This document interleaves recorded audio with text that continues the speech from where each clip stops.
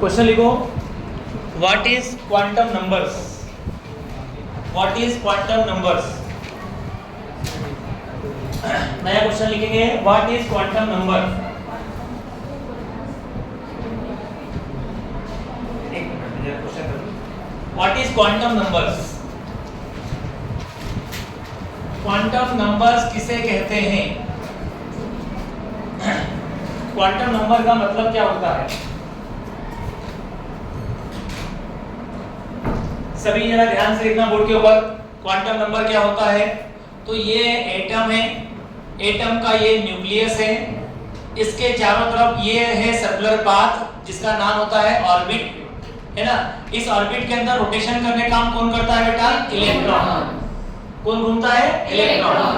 अब ये इलेक्ट्रॉन अगर इसमें लगातार घूमेगा तो इलेक्ट्रॉन की एनर्जी होगी, नंबर एक, इलेक्ट्रॉन की न्यूक्लियस से कोई डिस्टेंस होगी, और इलेक्ट्रॉन जिस ऑर्बिटल के अंदर होगा उस ऑर्बिटल का कहीं ना कहीं क्या होगा? शेप।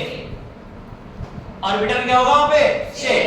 तो एटम के अंदर इलेक्ट्रॉन की एनर्जी नंबर एक, नंबर दो, इलेक्ट्रॉन की न्यूक्लियस से डिस्टेंस, नंबर तीन, इलेक्ट्रॉन जिस ऑर्बिटल में बैठा हुआ है उसका शेप। इन तीनों की जानकारी जिन नंबरों के द्वारा हमें मिलेगी वो नंबर कहलाएंगे क्वांटम नंबर। उनका नाम क्या होगा बेटा? Quantum number. Quantum numbers are the numbers which represent the energy of electron, shape of orbital and distance of electron from its nucleus.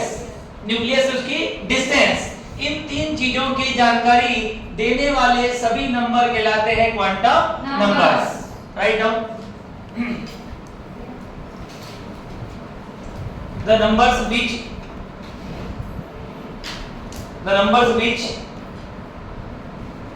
represent the numbers which represent the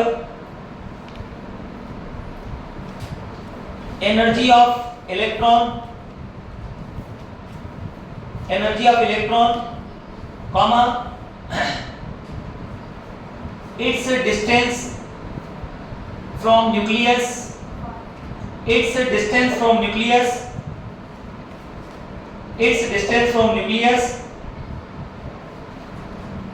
and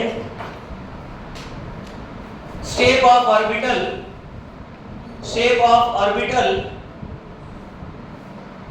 or electron clouds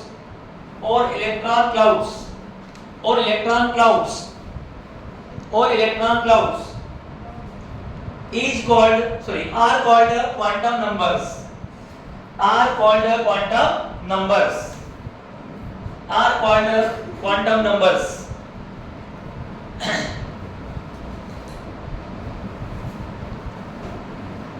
quantum number का meaning दिमाग में हमेशा के लिए set कर लें, fit कर लें। क्वांटम नंबर का मतलब ऐसे नंबर जिनके द्वारा एटम के अंदर इलेक्ट्रॉन की एनर्जी जानकारी मिल जाए, एटम के अंदर इलेक्ट्रॉन की न्यूक्लियस से डिस्टेंस पता चल जाए, और जिनके द्वारा इलेक्ट्रॉन जिस ऑर्बिटल के अंदर बैठा हुआ है उसका क्या मालूम पड़ जाए अपने को? शेप। ऐसे नंबर कहलाएंगे अपने क्वांटम नंबर्स। आगे लिखो, there are four quantum numbers. There are four quantum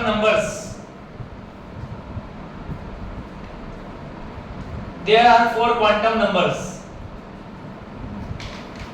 पहला कहलाता है प्रिंसिपल क्वांटम नंबर,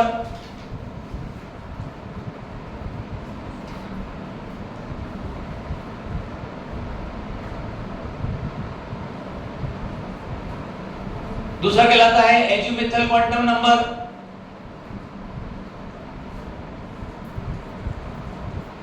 तीसरा कहलाता है मैग्नेटिक क्वांटम नंबर,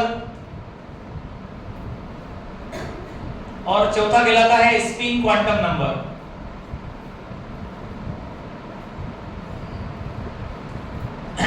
चार प्रकार के क्वांटम नंबर होते हैं, principal quantum number, azimuthal quantum number,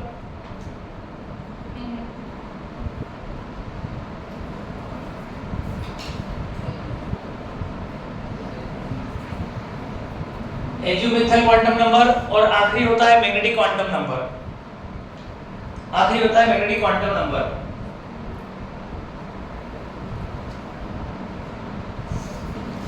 अब बेटा हम एक एक करके सबके बारे में पढ़ेंगे। पहली हेडिंग आएगी प्रिंसिपल क्वांटम नंबर। पहली हेडिंग में लिखे आप लोग प्रिंसिपल क्वांटम नंबर।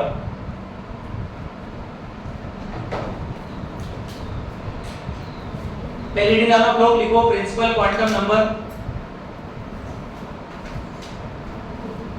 सबसे बड़ी बात इसका सिंबल, प्रिंसिपल क्वांटम नंबर को हम दर्शाते कैसे हैं, लिखिए it is denoted by small n, it is denoted by small n, it is denoted by small n। हम इसे स्मॉल n के द्वारा दर्शाते हैं, it is denoted by small n। Number 2 इसमें लिखेंगे आप लोग it represent the second point, it represent the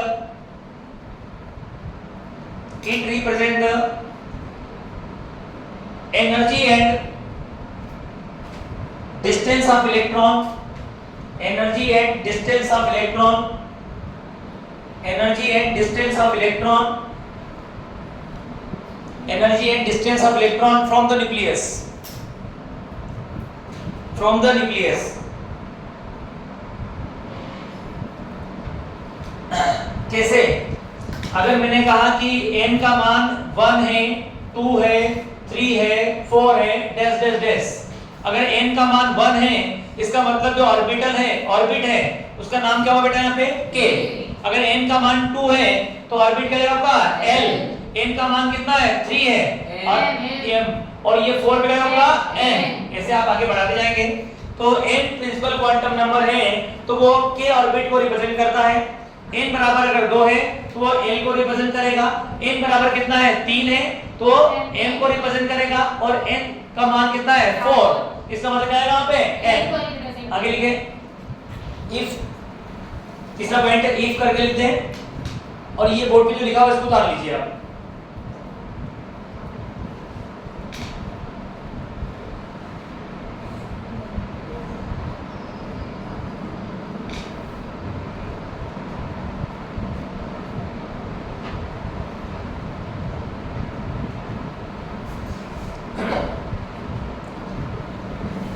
अब देखो बेटा, अगर मैंने किसी ऑर्बिटल को रिप्रेजेंट किया इस प्रकार से, ऑर्बिटल को,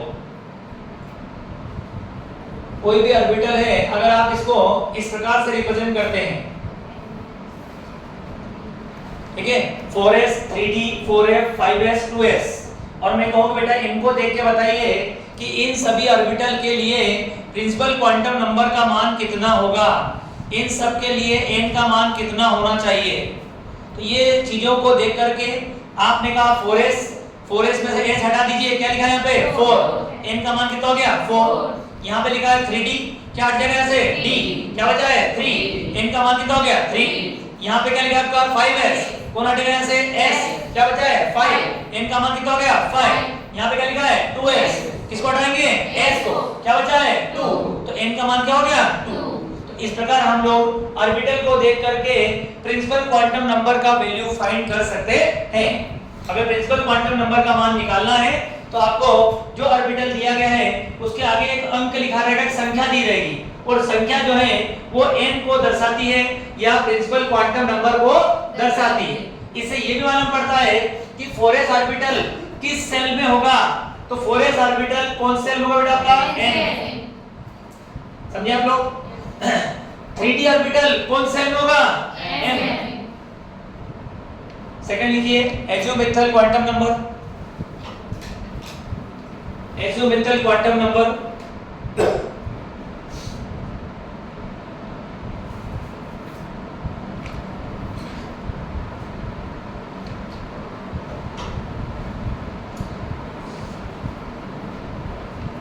पहला पॉइंट इसमें, it is denoted by small l, it is denoted by small l। Azimuthal quantum number को स्मॉल l के द्वारा दर्शाते हैं, इसका सिंबल होता है स्मॉल l। क्या काम करेगा एक्सोमेथल क्वांटम नंबर? लिखो नंबर 2 में, it represent the shape of orbital, It represent the shape of orbital.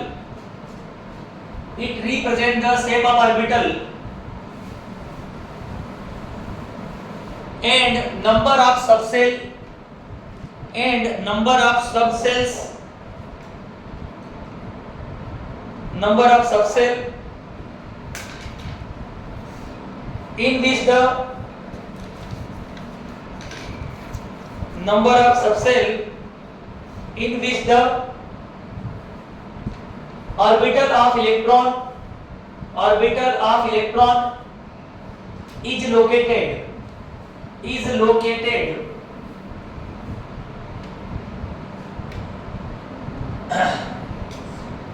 L का जो मान है बेटा 0 1 2 3 4 डैश डैश डैश हो सकता है। n की वैल्यू कहां शुरू होती है 1 से, लेकिन l की वैल्यू कहां शुरू होगी 0 से। l का मान कहां से शुरू होगा 0 से, l 0 से शुरू होता है, n कहां से होता है स्टार्ट 1 से। अब ये जो नंबर है, ये नंबर ये बताते हैं कि दिए गए ऑर्बिटल के अंदर कितने सब ऑर्बिटल होते हैं, सेल के अंदर कितने क्या होते हैं सब सेल। समझे आप लोग? आप देखिए, अगर आप टेबल बनाते हैं इस प्रकार की एक टेबल, आप ये टेबल आपको याद करनी है। टेबल में आपने यहां लिखा value of L, value of L, L के मान हो गए। नीचे आपने लिखा ऑर्बिटल्स, नीचे आपने लिखा ऑर्बिटल। यहां पे आपने टेबल को अरेंज किया, एल का मान 0 1 2 3 और क्या मान लिया अपने 4। अगर l का मान 0 है, इसका सिंपल अर्थ है कि जो ऑर्बिटल है उसका नाम क्या रहेगा s। अगर l का मान कितना है 0, तो हम ऑर्बिटल का नाम क्या देंगे s। और अगर मैंने कहा कि ऑर्बिटल कौन सा है s, तो l का मान कितना जाएगा 0।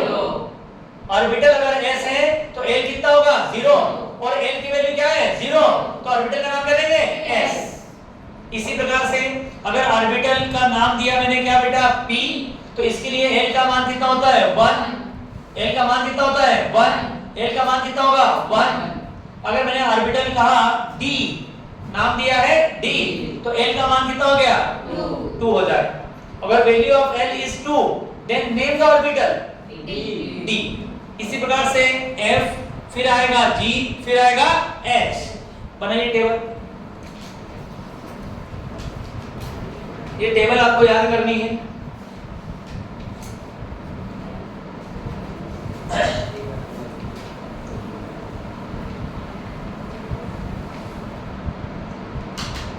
It is the most important question. Quantum numbers is the most important question.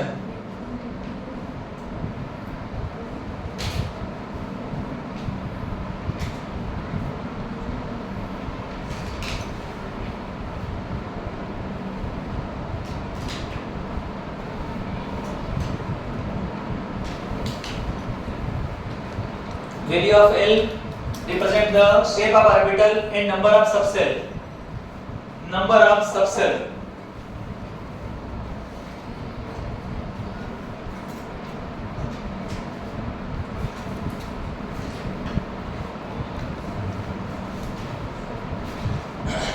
बेटा L की वैल्यू के द्वारा हम एंगुलर मोमेंटम निकाल सकते हैं। क्या निकाल सकते हैं हम लोग? Angular momentum of orbital. किसी भी ऑर्बिटल का एंगुलर मोमेंटम निकालना है किसके माध्यम से? L के द्वारा। L is the azimuthal quantum number. तो हमारे पास फार्मूला बन जाएगा 1/2 पाई अंडर रूट के अंदर L into L plus 1, 1/2 पाई सॉरी h/2 पाई, h/2 पाई अंडर रूट के अंदर L, ये ब्रैकेट है बेटा L plus 1, h/2 पाई L ब्रैकेट में L plus 1। इस सूत्र के द्वारा हम एंगुलर मोमेंटम किसी भी ऑर्बिटल का निकाल सकते हैं।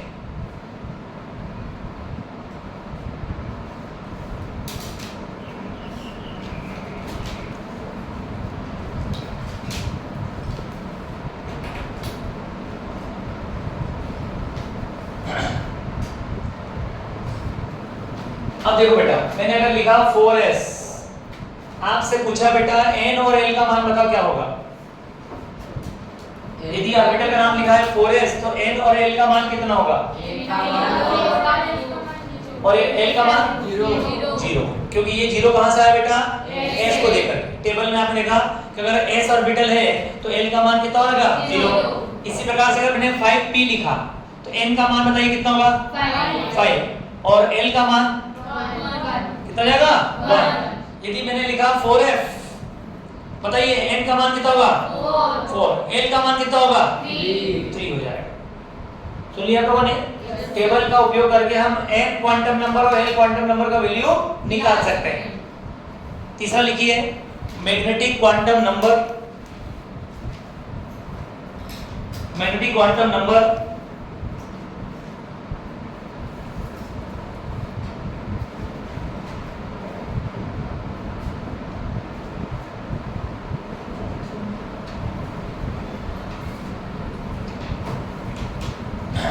magnetic quantum numbers. पहला point, it is denoted by small m. It is denoted by small m. इसका सिंबल स्मॉल m होता है। It is denoted by small m.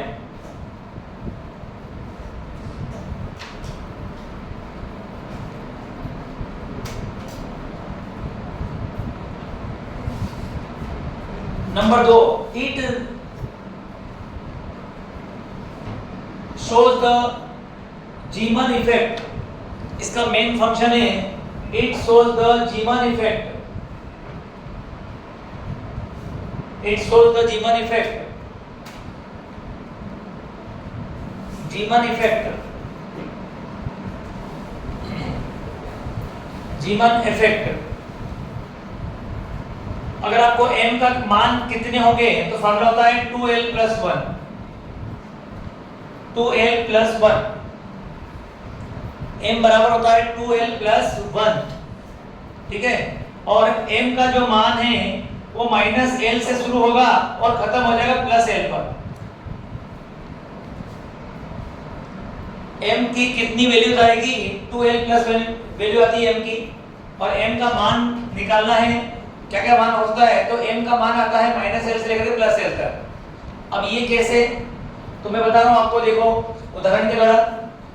मैंने आपसे कहा बेटा मुझे 4f ऑर्बिटल के लिए n का मान, l का मान और m के मान चाहिए। मुझे 4f ऑर्बिटल के लिए 3 क्वांटम नंबर के मान चाहिए। एक का नाम क्या है? n, एक का नाम क्या है? l, एक का नाम क्या है? m। तो n और l तो निकालना आ गया अपने को। n का मान कितना जाएगा? और l का मान 3। अब m का मान निकालना है तो नंबर लाइन खींचना पड़ेगी। यहाँ पे रहेगा 0, +1 +2 +3 +4 +5 +6। इधर -1 -2 -3 -4 -5। अब बेटा अगर l का मान 3 है, l का मान कितना है? 3, तो माइनस में 3 दिया, -2 -1 0 1 2 और क्या हो गया? 3। तो l के जो मान है अगर 3 है तो m का मान कहां से शुरू होगा? -l से, खत्म कहां पे होगा? +l पर। तो -l का मतलब -3, फिर क्या आएगा? -2, फिर क्या आएगा? -1, फिर क्या आएगा? 0, फिर क्या आएगा? +1, फिर आएगा +2, फिर आएगा +3। इसका मतलब है कि m के मान कितने आ रहे हैं? 1 2 3 4 5 6 7। अगर m का मान 7 आ गया है, इसका मतलब है किसी ऑर्बिट के अंदर ऑर्बिटल की संख्या कितनी होगी? तो आंसर आएगा 7। कितना आएगा? 7। सबसेल कितने होंगे? 7 सबसेल। f ऑर्बिटल में टोटल सबसेल कितने होते हैं? 7। ये 7 सबसेल बनेंगे आपके यहाँ पर। सुन लिया आप लोगों ने? तो अगर n का मान पता हो, l का मान पता हो तो हम m का मान निकालेंगे। निकालने के लिए क्या बनाना पड़ेगी? Number line. क्या बनाना पड़ेगी? Number line. और -l से शुरू करना है और खत्म करना है कहां पर? +l। एग्जांपल नोट कर लो आप।